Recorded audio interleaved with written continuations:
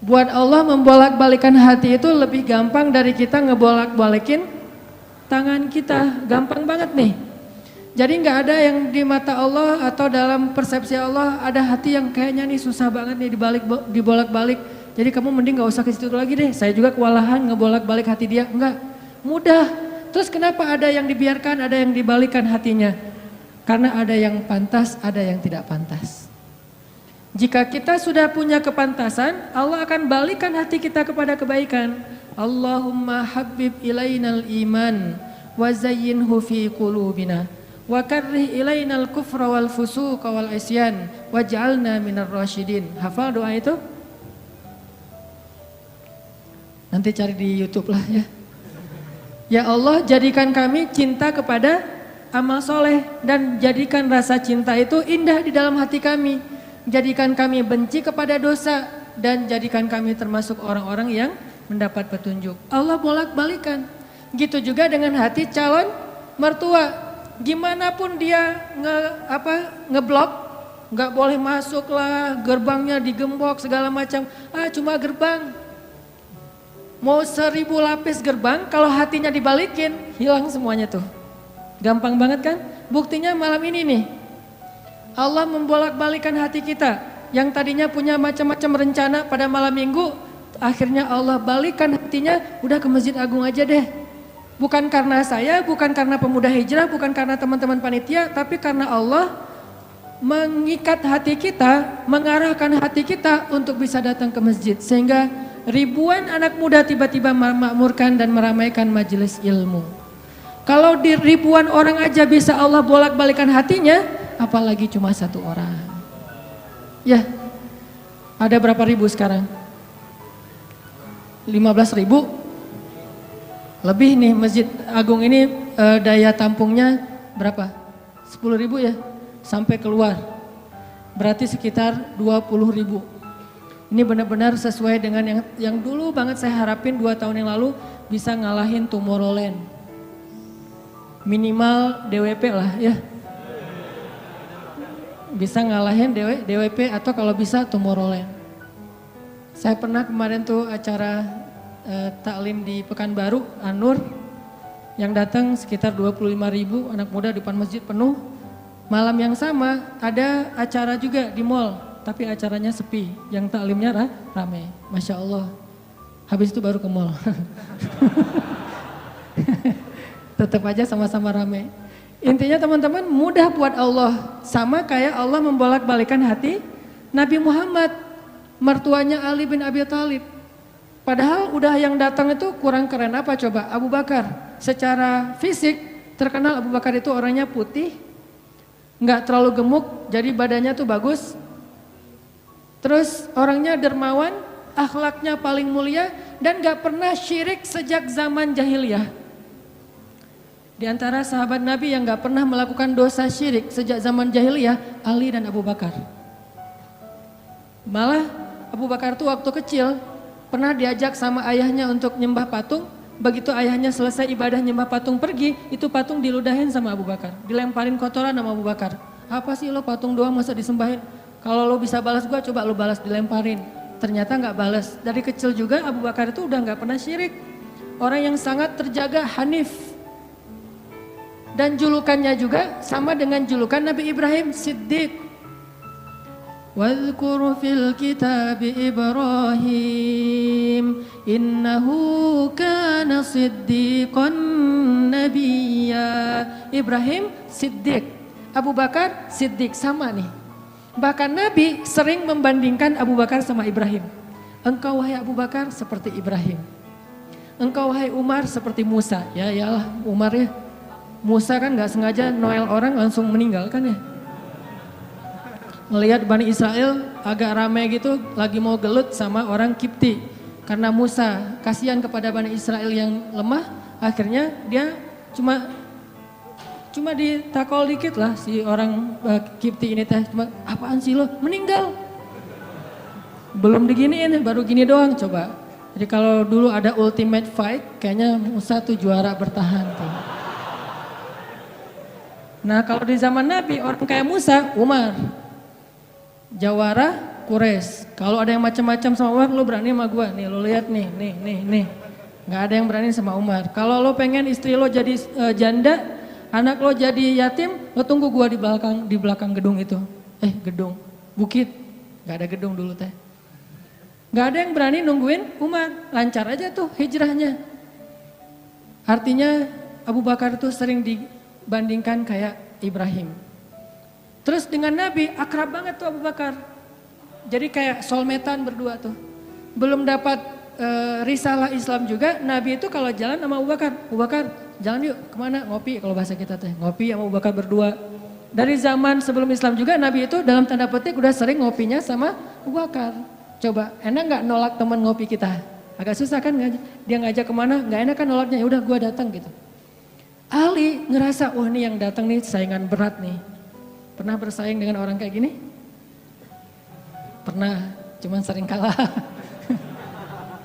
Gak ada saingan juga masih ditolak ya, apalagi ada saingan.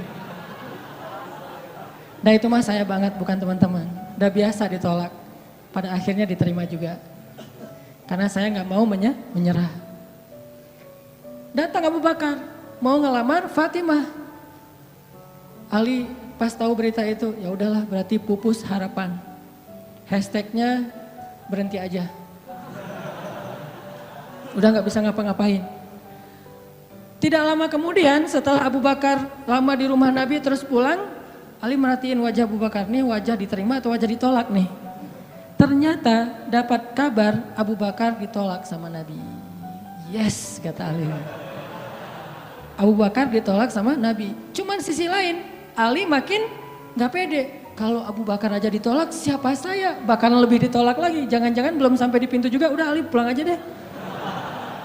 Abu Bakar aja ditolak. Yang kurang apa coba? Akhlak luar biasa, agama terbaik, bahkan umat Islam paling baik imannya tuh dan amal solehnya Abu Bakar. Gak ada tandingan lah. Mau ngelihat surganya di akhirat. Orang kaya di dunia dan kaya di akhirat tuh Abu Bakar tuh. Ada orang yang di dunia miskin, di akhirat kaya. Di akhirat miskin, di dunia kaya. Kalau Abu Bakar, dunia akhirat kaya. Surganya Abu Bakar tuh dikelilingin sama Jibril. Jadi Jibril lagi pengen ngukur surganya Abu Bakar. Terbang setahun. Udah setahun terbang, itu baru di pinggirnya surga Abu Bakar. Belum sampai ke tengah. Padahal Jibril itu kecepatannya lebih tinggi daripada kecepatan cahaya. Bayangin, udah setahun perjalanan cahaya baru di pinggir surganya Abu Bakar. Belum juga masuk, belum sampai ke alun-alunnya surga Abu Bakar. Baru juga perbatasan coba. Kurang apa Abu Bakar? Ditolak sama Nabi. Duh, makin gak pede, kata Ali. Cuma gak pakai, bukan orang Sunda soalnya. Gak lama kemudian datang lagi. Cowok keren, jawara Mekah, Umar datang. Assalamualaikum. Suaranya agak-agak gitulah. Walaupun susah nirunya, cempreng soalnya. Assalamualaikum, waalaikumsalam kata Nabi datang. Pas diintip sama Ali, tanya-tanya ke teman-temannya, ada berita apa nih trending topik. Ternyata trending topik di Twitter, Umar melamar Fatimah. Wah rame lagi viral di mana-mana. Makin, aduh saingannya berat-berat gini gak ada yang di bawah saya gitu yang datang, biar saya agak-agak pede gitu. Ternyata Umar pulang juga ditolak lagi sama Nabi. Ali yes tapi tuh gimana ya kalau Umar aja ditolak, yang paling kuat bisa menjaga Fatimah banget kan. Kalau ada apa-apa Fatimah tenang aja ada gua. Naik motor berdua sama Umar gitu kan zaman kita mah ya. Sengaja gak bawa jas hujan. Kalau udah hujan buka baju kasih ke ceweknya, gak pakai baju memotoran. Cowok banget lah itu mah ya. Pulang-pulang sampai ke rumah minum antangin. Umar tuh jawarannya, Nabi kan pasti tenang banget ngasih anak ke orang kayak Umar. Keluar dia singa, di dalam dia kucing Anggora. Maksudnya apa? Dia tuh gak pernah kasar sama istrinya, walaupun dia keras kepada musuhnya. Kalau dimarahin istrinya, diem aja.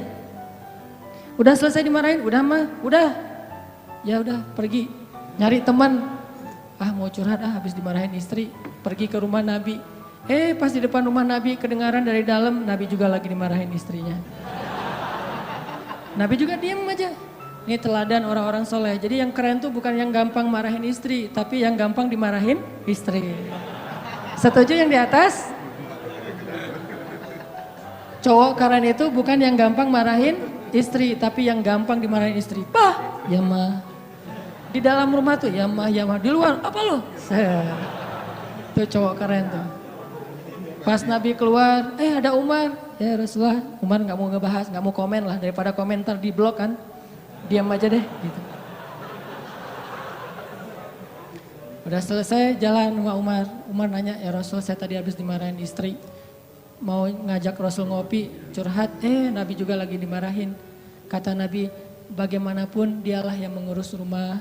Dia yang mengurus aku, keluargaku. Nabi nyebutin kebaikan-kebaikan istri. Nggak mau nyebutin, dasar emang perempuan emang kayak gitu ya.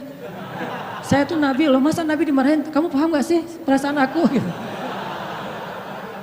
Nggak, Nabi nggak ngomong kayak gitu. Nabi cuma membicarakan kebaikan istrinya. Umar yang datang ditolak. Akhirnya Ali udahlah, mau kayak gini mah kayaknya udah nggak mungkin deh. Abu Bakar ditolak, Umar ditolak, berarti ada standar di atas mereka berdua. Yang kaya raya ditolak, yang paling eksis berpengaruh, jawara ditolak. Nah saya nggak punya dua-duanya. Masih kecil soalnya, nanti kalau dia udah dewasa, Ali emang jawara juga tuh. Malah gladiatornya Nabi kan. Ketika orang nggak berani menantang seorang musuh, Ali yang berani. Saya Rasulullah, Ali itu. Akhirnya Ali diam-diam aja, udah nggak mau ngebahas lagi tentang Fatimah. Udah aja tutup bab tentang Fatimah. Sekarang yang lain aja deh. Tapi teman-temannya ngegojlokin terus. Ali. Kalau bahasa kita jomblo gitu. Dibully terus. Ustadz posting bully. Teman ngomong gak bully. Pokoknya bully nasional aja. Karena dibully-bully terus. Akhirnya Ali memberanikan diri. Ya udah datang deh bertamu. Pokoknya malam ini diterima ditolak. Walaupun kemungkinan besar ditolak. Saya harus datang dulu nih sama Nabi. Beraniin diri. Gak usah majang mikir. Datang. Assalamualaikum, waalaikumsalam. Ali masuk. Nabi kan senang banget sama Ali ya. Kesayangan Nabi banget lah pokoknya Ali itu. Duduk, ada apa Ali? Enggak, cuma pengen silaturahim. Nggak ngomong apa-apa coba. Cuma pengen silaturahim. Nabi sehat, mau diambil air hangat? Oh pokoknya gitu-gitu aja. Ali ada apa? Enggak ada apa-apa ya Rasulullah, cuma kangen aja pengen duduk sama Nabi. Kayak gitu aja terus. Lama-lama Nabi kan paham. Dan Allah yang kasih wahyu. Ali, kamu gimana sama Fatimah? Langsung Fatimah. Kebayang gak sih perasaan kita tuh sama orang yang kita kayak udah ngeklik banget, udah habis-habisan, pokoknya kalau gak dia saya mending gak usah nikah deh, gitu ya. Kalau gak dia mending saya jomblo aja seumur hidup. Kalau gak dia mending saya bunuh diri aja. Udah gitu bunuh dirinya gak mati lagi kesangkut di tiang listrik. Ali itu udah hatinya tuh udah kena banget sama Fatimah dan itu karena Allah yang mengikat hati mereka berdua. Pas Nabi bilang gitu, Ali langsung curhat. Ya Rasul, ya saya pengen, tapi saya nggak punya apa-apa. Kata Rasul, kamu punya apa? Saya di rumah tuh cuma punya 3 barang, 1 pedang, 1 onta, 1 baju besi. Nggak punya emas, nggak punya apapun. Kata Nabi, kalau pedang kamu butuh untuk berperang. Onta kamu butuh untuk mengangkut air. Ya udah deh baju besi aja. Bawa ke sini baju besinya untuk jadi mahar buat Fatimah. Beneran Rasul baju besi? Itu bajunya besi loh Rasulullah, bukan yang tangan kayak gitu apa cincin. Gak apa-apa kata Rasulullah. Keluar Ali, Allahu Akbar, Allahu Akbar. Orang-orang pada heboh. Langsung muncul lagi trending topik hashtag Ali diterima.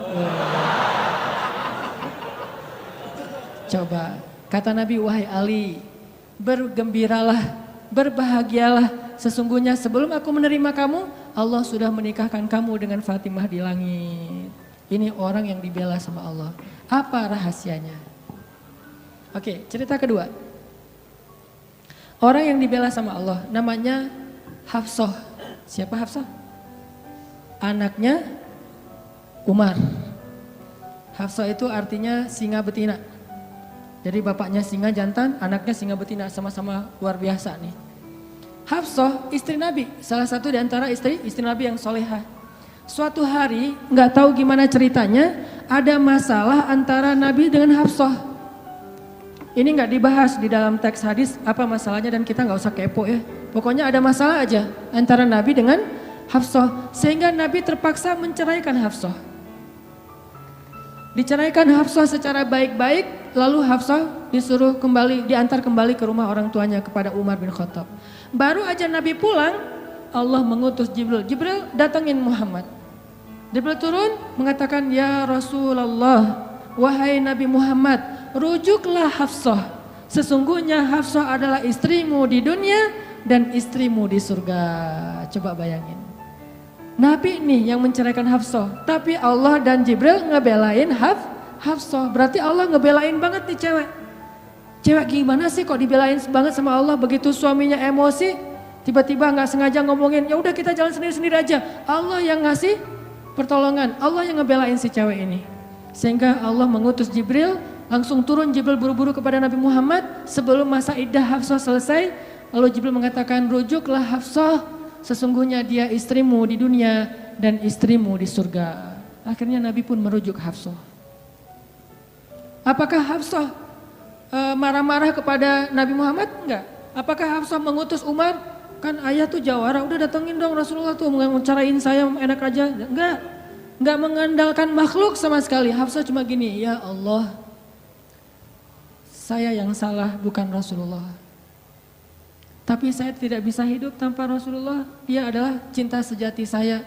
Allah langsung, ya benar Hafsah, udah gua turunin sih. Jibril turun. Jibril turun nih coba.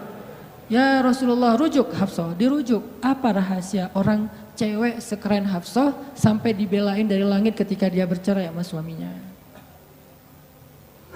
Kisah yang ketiga, cewek juga dibelain sama Allah sampai turun ayat. Kalau tadi dua cerita tidak turun ayat, cuman ilham atau wahyu dalam bentuk isyarat. Kalau sekarang sampai turun ayat loh. Yang ada di dalam surat Curhat. Teman-teman tahu surat Curhat? Surat Al-Mujadalah. Kan terjemahan dari Mujadalah curhat kan ya? Jadi kalau kita pengen lihat curhat itu juga ada di dalam Al-Quran. Bahkan jadi nama surat Curhat. Al-Mujadalah atau Al-Mujadilah. Siapa yang dikisahkan di dalam surat itu? Coba teman-teman buka surat Al-Mujadalah, surat 58 ayat 1. Yang punya aplikasi Al-Quran di handphonenya, coba buka surat 58 ayat 1, Al-Mujadalah. Kita lihat nih, gimana Allah ngebelain seorang cewek yang disebut di dalam ayat itu. Saya bacain ya. A'udzu billahi minasy syaithanir rajim. Yuk bareng-bareng.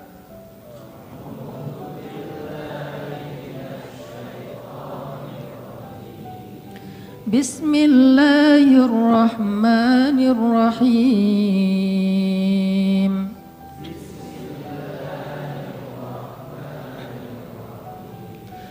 Qad sami'a Allahu qawla allati tujadiluka fi zawjiha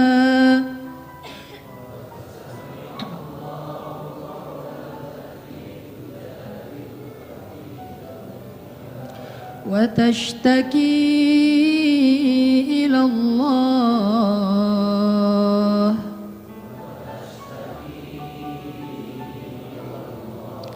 wallahu yasma'u tahawurakuma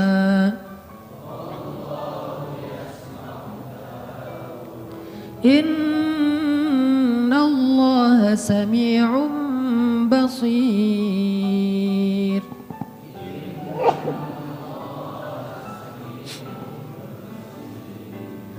Sungguh Allah telah mendengar ucapan seorang perempuan yang meminta nasihatmu tentang suaminya. Dan dia curhat kepada Allah. Dan Allah mendengar percakapan kalian berdua. Sesungguhnya Allah maha mendengar, lagi maha melihat. Siapa cewek ini? Namanya Khawlah bintu Tha'labah. Namanya Khawlah. Catat tuh. Biar kita kalau ngegosip, gosipnya tentang sahabat. Siapa istri Nabi ini gosip ya? Tapi gosip yang benar. Siapa istri Nabi yang pintar masak? Jarang dengar kan? Istri Nabi yang pintar masak namanya Zainab. Ummu Salamah. Istri Nabi yang pintar masak namanya Ummu Salamah. Kalau di zaman kita mah jadi Ummu Salamah Cake, punya brand. Pokoknya kalau Ummu Salamah udah masak, Nabi tuh senang banget. Masakan kesukaan Nabi itu dimasakin sama Ummu Salamah. Nah sekarang kita ngebahas cewek lain nih yang dibela sama Allah pas dia lagi ada masalah dengan suaminya, namanya Khawlah bintu Tha'labah. Apa yang terjadi? Khawlah tuh diuji dengan punya suami pemarah. Orangnya tuh gampang bete, gampang marah-marah. Pokoknya kalau udah jalan sama suaminya, di jalan dia marah-marah aja. Sama supir angkot marah, sama motor marah, marah aja kerjaannya. Dasar nih orang gak bisa nyetir, dasar nih angkot, dasar. Kerjaannya marah-marah. Dan kalau istrinya salah dikit, dimarahin sama suaminya. Sampai suatu saat, saking suaminya ini udah marah dan emosi banget, suaminya pun menzihar khaulah. Apa menzihar? Menzihar itu menyebutkan istri seolah-olah jadi ibu sehingga dia menjadi haram buat suaminya, kayak ditalak 3 gitu. Kamu buat saya seperti ibu saya, berarti udah nggak bisa lagi jadi suami istri, udah jadi kayak ayah ibu dan anak. Itu tradisi Arab jahiliyah. Nah gara-gara dia dizihar sama suaminya, dia kan bingung. Terus kalau saya udah digituin, apakah saya masih boleh serumah sama suami saya? Masih boleh tidur bareng dengan suami saya? Kan bingung nih. Minta nasihat dan fatwa kepada kiainya. Waktu itu adalah Rasulullah SAW. Datang nih kaulah ke Nabi dalam wajah yang sedih. Baru dizihar, ditalak 3 sama suaminya, dia datang, ya Rasulullah. Apa hukum seorang suami yang mengatakan kepada istrinya, engkau bagiku seperti punggung ibuku. Artinya udah gak halal lagi. Nabi mengatakan kalau gitu engkau wahai Khawlah sudah cerai dengan suamimu. Udah gak bisa lagi bareng. Bersabar wahai Khawlah. Akhirnya Khawlah pun pulang dalam keadaan sedih. Dia curhat kepada Allah, ya Allah. Memang suami saya itu banyak salahnya. Memang suami saya itu pemarah. Tetapi dialah cinta pertama saya. Coba. Ketulusan cinta cewek. Dialah cinta pertama saya dan dia gimana bisa hidup, siapa yang akan ngerawat dia kalau dia menceraikan saya? Selama ini yang ngerawat dia cuma saya. Ya Allah bagaimana ini? Watashtaki ilallah. Minta nasihat kepada manusia tapi curhat kepada Allah, itu ayatnya tuh. Tujadi luka watashtaki ilallah. Dia minta fatwanya kepada kamu Muhammad tapi curhatnya kepada Allah. Jangan terlalu sering curhat kepada manusia. Bahaya. Apalagi dua-duanya masih jomblo. Kita curhat ke teman kita, gue lagi kecengin cewek nih, kayaknya soleha banget, hafal juz 30. Oh gitu? Ya. Anak mana? Ya sekampung sama kita, namanya si Fulan dan seterusnya, disebutin identitasnya, CV-nya udah lengkap. Ternyata dia duluan yang maju. Ditikung di tengah jalan, kan itu berat banget ya. Gara-gara apa? Kok dia tahu tentang cewek itu? Gara-gara curhat kita. Allah tidak pernah menikung hambanya. Hamba sesama hamba saling menikung. Muncullah adegan nanti datang di acara wedding mantan. Udah gitu nyanyi kayak gitu yang baper-baperan gitu ya. Nangis berjamaah. Ini karena sering curhat kepada manusia. Manusia juga kadang-kadang nyebelin. Kita curhatnya sedikit baru opening dia udah balas curhat lebih banyak lagi. Gua habis diputusin. Caranya nggak enak lagi tuh. Gimana nggak enak? Dia cuma ngomong gini, kita jadi adik kakak aja ya. Kan berat banget buat gua. Oh gitu, lu masih mending. Gua lebih parah dari itu. Cerita dia tuh. Akhirnya dia yang curhat sama kita. Itu ke manusia. Kalau ke Allah nggak gitu. Allah maha sami'un, maha mendengar. Arti sami'un itu nggak pernah lelah mendengar. Itu arti sami. Nggak pernah lelah mendengar. Kita curhat semalam suntuk juga, Allah tetap sayang sama kita. Udah ya, kelamaan curhat kamu, yang lain hamba-hambaku masih banyak tuh. Gak ada kayak gitu. Makin kita lama curhat sama Allah, makin Allah sayang sama kita. Makin kita lama curhat kepada manusia, makin dia sebel sama kita. Bayangin kita telepon teman kita, baru juga 10 menit, maaf ya udah lowbat. Maaf ya gue harus ngangkat jemuran. Maaf ya dan seterusnya. Manusia, tapi Allah sami'un, maha mendengar. Arti maha mendengar ini, Allah tuh gak pernah bosan ngedengerin curhat hambanya. Jadi bukan hanya dia ambil dari angle Allah maha mendengar segala ucapan kita, bukan cuma itu angle-nya. Ambil angle-angle yang motivasi. Ternyata Allah itu gak pernah bosan, gak pernah capek ngedengerin curhat kita. Jadi kalau kita pengen curhat yang panjang, yang gak akan pernah dicuekin. Kadang-kadang kita curhat lewat telepon ke teman kita di loudspeaker, dia ngapain gitu ya. Kok gak ada suara dia, kok diam-diam aja. Kamu dengar kan? Dari jauh dia langsung lari, iya dengar, terus pergi lagi.